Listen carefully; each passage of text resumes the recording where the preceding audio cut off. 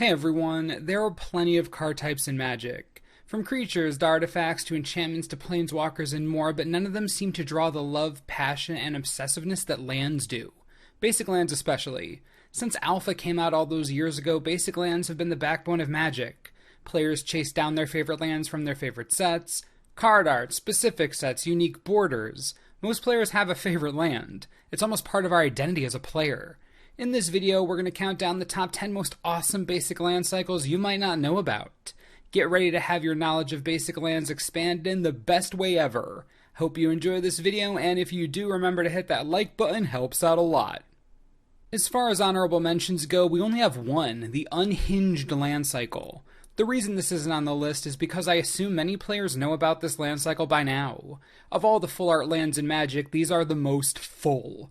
By that I mean this is the cycle with the least obstruction from the card border. No tap symbol, not even a mana symbol to speak of. These John Avon lands are absolutely gorgeous and highly sought after. With copies of Plains around $7 a piece on the cheap end, and islands around $11 each on the high end, Unhinged lands are quite popular, quite expensive, and totally awesome. Coming in at number 10, another full art land cycle, Unglued Basics. Less popular than their unhinged successors, the Unglued land cycle is part of the first ever joke set in Magic the Gathering, released in August of 1998. These basics were historic. It was the first time anyone had seen anything even resembling a full art land, and since then, there have been no lands printed with this specific card design. Many players choose to chase the unhinged lands, but Unglued lands? If you're carrying those around, you get some old school street cred for sure. One nice thing about this cycle is that it is cheaper on average than Unhinged lands, so if you're looking to pimp out your mana base old school full art style, this is going to be the best bang for your buck. Number 9 is yet another full art land cycle, but this one is quite special. In 2014, Wizards of the Coast commissioned Therese Nielsen to create a panorama of all the basic lands for the Judge Promo Exemplar program. As you can see, the lands turned out spectacularly well, as expected from Therese Nielsen after all. Foil full art lands have always been popular, but these were on another level, demanding high costs the second they went out. Even now, a single island will cost you over $100 each. You can get non-blue basics for under $100, but at that point, the difficulty is finding the cards rather than the cost.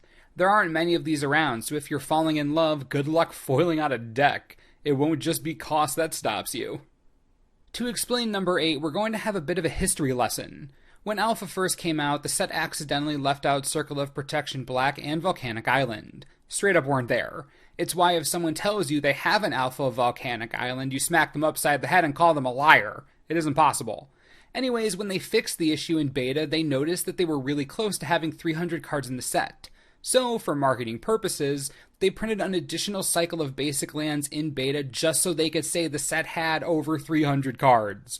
Why am I telling you this? I don't know about you, but that's a fun factoid to me. Cards only existing to push the total card number of the set? Come on, that's funny. And that's why the additional land cycle from beta is number 8. Coming in at number 7, Arabian Nights Mountain. Just the mountain. Now you may be asking yourself, why is number 7 a single mountain? Where's the rest of the cycle? Well, funny story about that, there is no rest of the cycle. Here's what happened. Arabian Nights was originally designed as a standalone set with its own basic lands. Right before printing, they chose to make it an expansion set instead, so they didn't need basics anymore. They removed all the basic lands from the sheets except for this mountain. They forgot about it. So when Arabian Nights shipped out, it shipped out with mountains and no other basic lands. Better yet, the mountain was printed on a sheet that essentially made it an uncommon. Of course, land collectors went crazy over this, and now copies of the Arabian Nights Mountain are over $60 each for near mint copies and still climbing. This is also why the mountain is the most printed basic land of all basic lands in all of Magic. The more you know. Number 6, Guru Lands. The Guru program was a teaching/referral program that only lasted about a year and a half between 1999 and 2001. The program was designed to encourage players to teach Magic. So you would teach someone, get points, then redeem them for promos and booster packs. Well, the Guru Lands, as they were so affectionately named, were the promos you would receive for teaching a lot of new players. The system was obviously a bit more complicated, but you understand the concept. Anyways, these Therese Nielsen lands were beyond gorgeous and are still considered to be some of the best artwork ever done for lands in all of Magic. Showing 5 stages of a double eclipse, each basic land is gorgeous and clearly unique. Between the iconic artwork and the golden leaf emblem above the text box, when you look at a Guru land, you know what you're looking at. And just so you know, these are not cheap. As far as basic land cycles go, Guru lands are among the most expensive, with only a single island on TCG Player right now for over $500. You can get a mountain for around $180, and that's the cheapest, so yeah, we're talking big guns now. If you fancy yourself the Guru lands, don't plan on buying food this week. Entering our top 5, a series of promo lands called the Euro lands. These were promotional basic lands with artwork depicting scenes from around the continent. An island from Venice, a plains from the Scottish Highlands, a mountain from the Great Pyrenees. Each basic land had 3 different pieces of artwork commissioned. They came in 3 different packs, blue, red, and purple. They were given to distributors who bought boxes of Nemesis, Prophecy, and Invasion. Customers would get them by mailing in their barcodes to their distributor in their given country to receive one of these packs. Fun fact, this cycle would come back again in limited quantity in 2008 as buy-a-box promos. Wish I knew that at the time. Anyways, these individual lands are quite hard to find. If you do find them, though, expect to pay between $5 and, well, much more than that depending on the artwork. For instance, the plains on the left is from the Netherlands and costs over $20. The one on the right, from Russia, and costs $5. If you want, you can still get the unopened Euroland packs. Those are cool, but will cost you around $40 per pack, so enjoy. Number 4 is pretty similar to number 5, except we're changing continents. Fun fact, the Euroland program wasn't the first of its kind. Years before that, when Tempest came out, Wizards of the Coast did the same thing in the Asia-Pacific region. Instead of red, blue, and purple, the 8-pack promos were shipped in red, blue, and clear packages.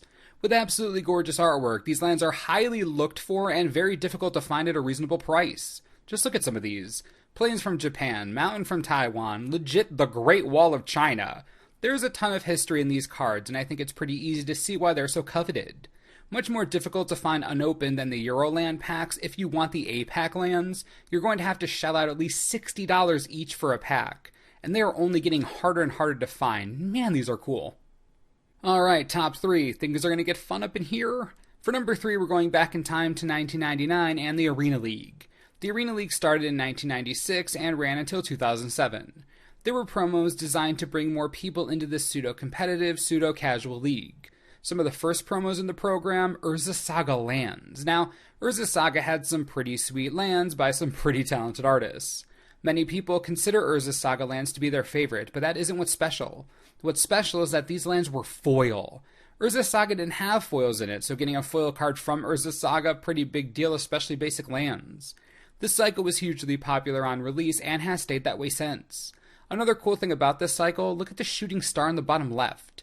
Do you see how the tail differs from other foil cards? It ends lower than normal. Anywho, if these basic lands excite you, you can get copies of them anywhere from $7 to $15, depending on the land you want, with, you guessed it, islands being the most expensive. Number 2 is pretty sweet, actually. Now, I'm going to show you the lands, you're going to get disappointed, then I'm going to tell you why you shouldn't be disappointed. Say hello to Summer Basics. I know, underwhelming, right? Let me give you some context. All the way back in 1994, Wizards of the Coast was printing revised, but there were problems. The colors were washed out, some of the pictures were placed incorrectly, just a bunch of crap went wrong. So they decided to fix it in the middle of the print run. The problem with that? The fixed print run was even worse. There were incorrect artists on cards, wrongly colored borders, way more problems than before, total nightmare. So Wizards freaked out, recalled the entire line, destroyed all of it. Well, most of it. It's estimated that around 40 booster boxes in total escaped destruction. Why am I telling you this? Because these 40 boxes would come to be known as Summer Magic. The mistake Wizards never wanted out there. These basic lands, these cost hundreds and hundreds of dollars each for a single copy. Think about it, only 40 booster boxes in existence with these exact lands. Can't tell the difference between this and a revised land though? I can help with that. The easiest way to tell the difference, look at the artist line. There's a 1994 copyright date. That does not exist anywhere else in Magic. If you see a card that's basically revised, but it has that 1994 copyright date on it, you're in business. That card is instant money. And while these may look just like normal revised basic lands, the fact that they come from a ridiculously limited mistake print run is huge for collectors. Getting even one Summer Magic card is difficult, no matter which one it is. Completely unplayable cards, still awesome. Basic lands, a bit better than unplayable. Worthy of the number 2 slot for sure.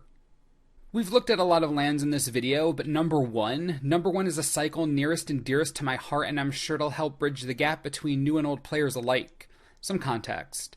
MPS promos, or Magic Premier Shop promos, were promotional cards printed in Japanese sent to premier Japanese shops between the years of 2006 and 2012.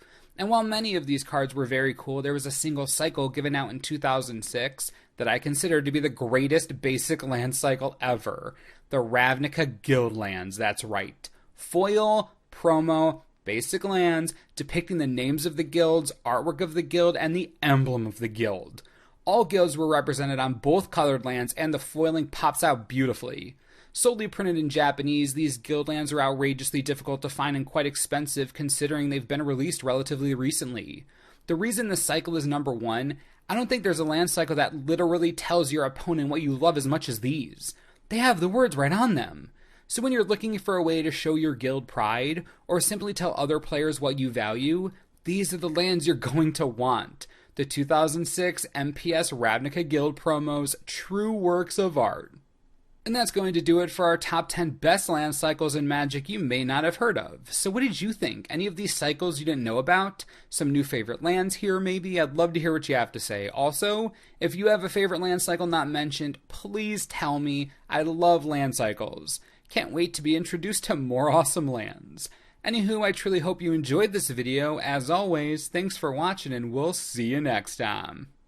This video is brought to you in part by TCGplayer.com. There are plenty of lands on the list that make me salivate, but thankfully some of them are affordable. If you want some beautiful 8-pack lands, we got your back right here. From as low as $6 each, these pieces of Asian Pacific history can be yours. There are still affordable swamps, forests, and believe it or not, islands. If those aren't your jam, how about Arena Promo Urza Saga lands? Plenty to choose from, all colors available for $10 or less each, except for the islands, of course. If you want either of these or any of the lands we talked about today, be sure to visit TCG Player. They got your back. Make sure to click the links and enjoy.